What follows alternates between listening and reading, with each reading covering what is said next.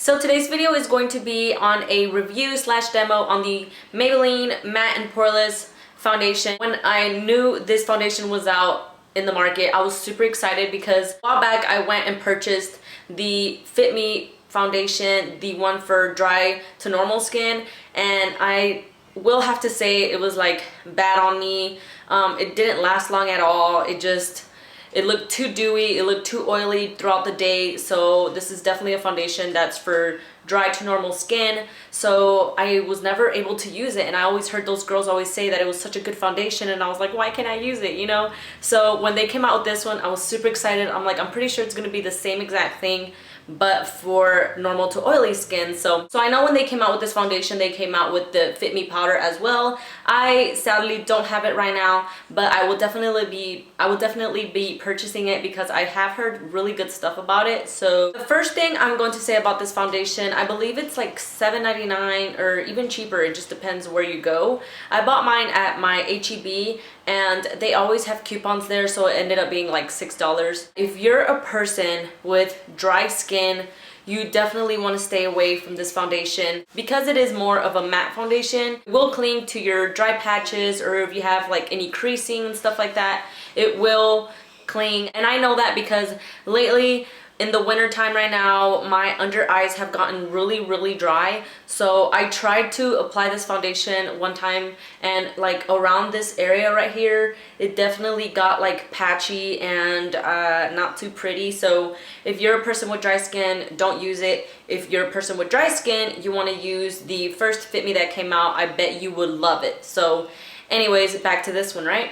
So when it comes to coverage, usually foundations that are matte, they tend to get a little extra more coverage. Like it feels a little thicker. Like the CoverGirl one that I have, the 3-in-1 CoverGirl, that one is definitely thicker, I would say, than this one. It gives more coverage. This one, on the other hand, it's more of a medium coverage and it's a little more buildable.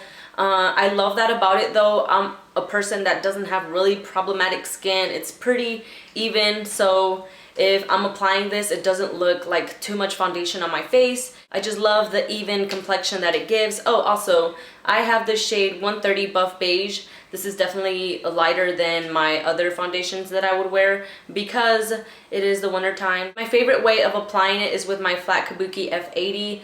I love applying it with this brush. It just applies so beautifully, and as you guys see on the video, I start out by tapping the foundation on my face and then I buff it out by doing swirly motions. That's definitely the best way that I have applied it. So like I said before, my under eyes do get dry. I've been using my firming eye cream from Mary Kay for a while now. I love this stuff. Before my eyes, I always love to apply it so it can settle into my skin, and then I apply my concealer, stuff like that. So I like to apply this on the areas around here, and I've realized that when I do that, this doesn't really settle because it's nice and moisturized. So I recommend using some kind of an eye cream or something like that if you guys have really dry under eyes. And as you guys can see in the demo that I'm going to show you, I did use my Mary Kay Age Fighting Moisturizer. This is one of my favorite moisturizers I've ever used.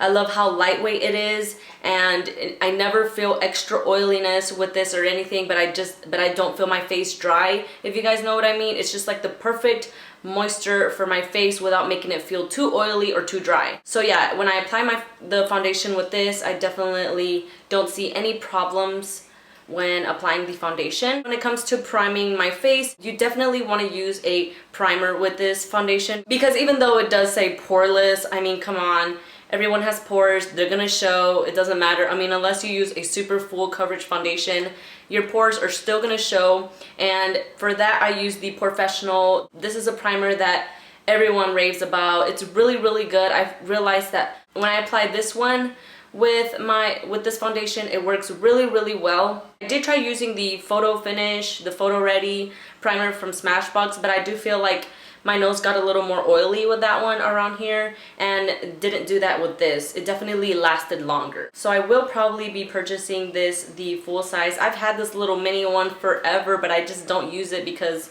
I don't know, I just don't use it. What I used to set this foundation is my NYX HD Studio powder. It's a translucent powder. I like that it adds just a tad bit brightness to my face. Every time I've wore it, I've set it with this translucent powder, and so far so good. I have nothing bad to say about it, but I cannot wait to get my hands on the Fit Me powder. So yeah, this is what I've been setting it. And to set my T-zone, I've just always used my Revlon powder in Fair, and this also does a really good job at setting my concealer and foundation around my mouth and stuff like that. So yeah, that's what I've used to set my foundation right now, and it's worked perfect for me.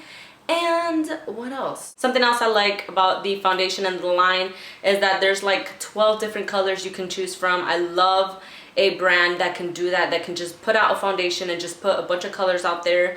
That way, you know, everyone can get a little taste of it. You know, it sucks when you have to be buying two foundations to try to blend them together, and then people that are at home that don't really know too much about makeup, it's more difficult. You know, they probably add too much of the dark one or too much of the light one. So I love that they have a variety of colors. Another thing I love about this foundation is that it's pretty long lasting. It doesn't last as long as my CoverGirl one does, but it's around there. I don't feel like I have to touch up a lot with this foundation, which I love. My T-zone is super oily, like really oily. I always have to be doing touch-ups, but with this one I feel like once or twice is good. Twice is a little too much. That's if I'm wearing it like longer.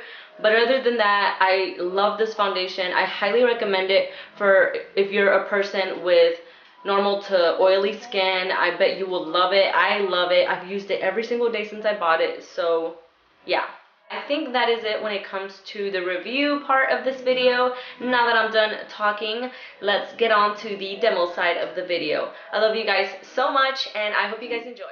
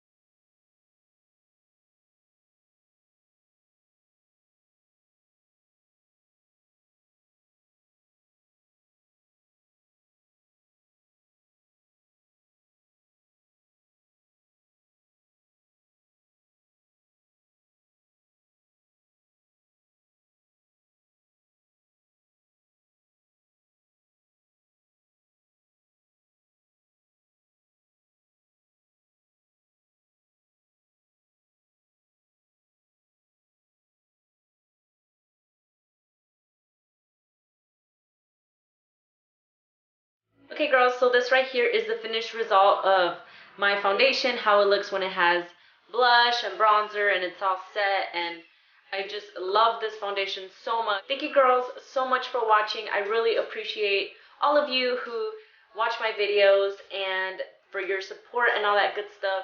Thank you guys so much from the bottom of my heart, and I will see you guys on my next video.